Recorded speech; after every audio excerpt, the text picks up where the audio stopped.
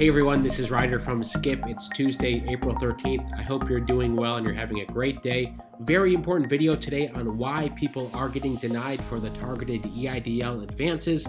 Plus, we have more data on approvals. There is more positive news there on the number of people getting approved and getting invited for targeted EIDL advances. I'm going to go over that data right here. Plus, for all of you renting out there, I'm going to give a quick update on the rental relief. The bottom line is if you think EIDL grants are slow, well, so is the rental assistance. Billions and billions are behind schedule there. And in the vaccine world, J&J abruptly was paused this morning by the CDC, and that has gone across the country. Nearly all states decided to stop distribution and stop injections until further review. It's a rare blood clot issue with around 6 cases out of 7 million. I will talk about that. And we put this up on our app and blog, what you should know about the employee retention tax credit. So for all of you business owners, this is a way for you to potentially save $30,000 per employee. As always, thank you so much for tuning in and subscribing and liking this video so more people see it, helping us grow our channel. It means so much to us, to me, and our team.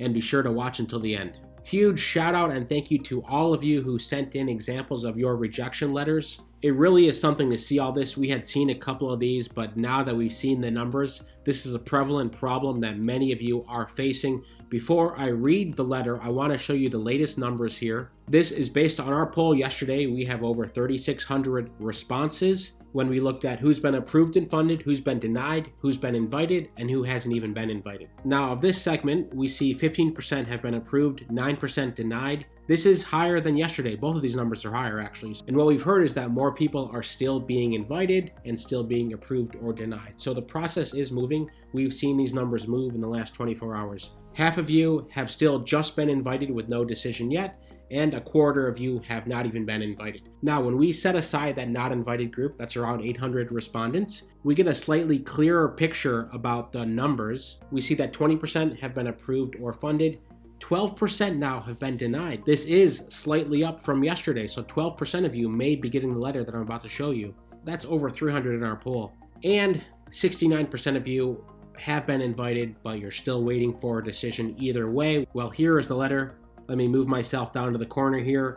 Thanks so much for Tracy for sending this in, and of course everyone else. Many of the letters were the same, so I'll just review the letter that Tracy got right now. The subject, SBA Targeted EIDL Advance Application Number, then it will be your application number, and this form response. Dear Tracy, the US SBA has reviewed the Targeted Economic Injury Advance application you submitted, and unfortunately, we were unable to approve your request for the following reason.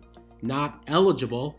The SBA is using the 2019 federal income tax return as a means to establish that the applicant business was operational prior to 2020. In response to our inquiry to the IRS, they reported no record found for a filing of a 2019 tax return. That's incredibly frustrating for all of you. We've seen many of you reporting on this, commenting on this for the past couple weeks. And as I just showed you, over 10% of you are getting rejected, and it is most likely for this reason. You authorized the SBA with your 4506T tax authorization form. The SBA went to the IRS and said, okay, do you have Tracy's tax returns? And the IRS said, no, we don't have a record of it yet, and most likely because they haven't reviewed it yet. There's the backlog with the IRS, and that's costing you thousands of dollars. You know, in many cases, you are about to top up $9,000 to get the full $10,000. And they have an email here if you have additional questions, targetedadvance@sba.gov. We've reached out to our contact to find out what the next steps could be, because it's clearly a major problem. Almost as many of you in our poll have gotten this letter than have not been invited. Almost 25% of you have still not been invited, whereas 12% of you have gotten rejected. Of course, if you have received another reason for rejection, please let us know. You can email us at hello@helloskip.com.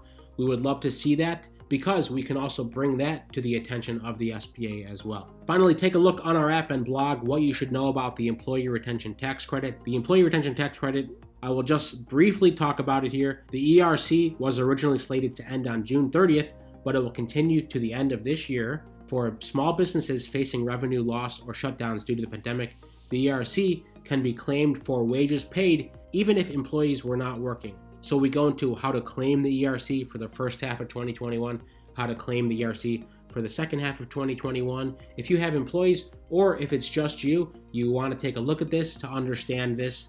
This could save you thousands of dollars. I will leave a link to this in the description. And I will note here, PPP recipients are allowed to claim the ERC, okay? So our conclusion is claim the ERC for your small business, and we go in how to do that. Jumping to this piece from the Wall Street Journal, billions in COVID aid is slow to reach renters and landlords. State and local agencies dispersing the federal rent relief have never had to allocate such huge sums so quickly. We know this wait-and-see approach is typical with all these new programs, billions of dollars. Then the state and local governments try to figure out, how are we going to distribute this? How are we going to equitably get this out to the people who need it? State and local governments around the U.S. are scrambling to launch programs to handle this rental assistance effort. The federal dollars were allocated in December to states as well as cities and counties of more than 200,000 people to cover up to 12 months of back rent and 3 months of future rent for people who can show they fell behind for pandemic-related reasons. Both tenants and landlords can apply for the money, but it is typically distributed directly to property owners to help them quickly handle mortgage payments and other expenses. Have any of you received rental assistance yet? I would love to hear in the comments. Like the EIDL PPP programs, this is another program. It's exhausting for so many of you because you're having to learn completely new things, how to navigate the hurdles. And a lot of times the answer is just wait and be patient, but there's also so much confusion out there too.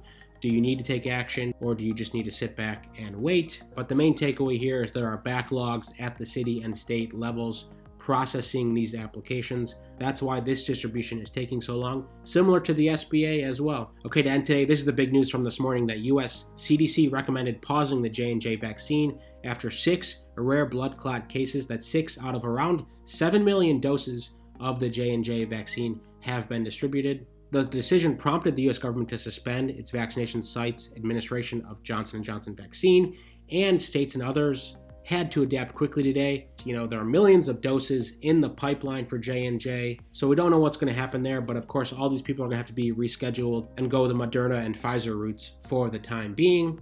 J&J's vaccine makes up less than 5% of the recorded shots in arms in the U.S. to date. Still, 7 million is a lot of people, and they had millions more, but they made this decision today out of an abundance of caution. That's today's news. Thanks so much for tuning in and subscribing. If you've been rejected for any other reasons, feel free to let us know. You can always email us at hello@helloskip.com. Be sure to like and subscribe. Most importantly, stay well, stay healthy, and I'll see you tomorrow.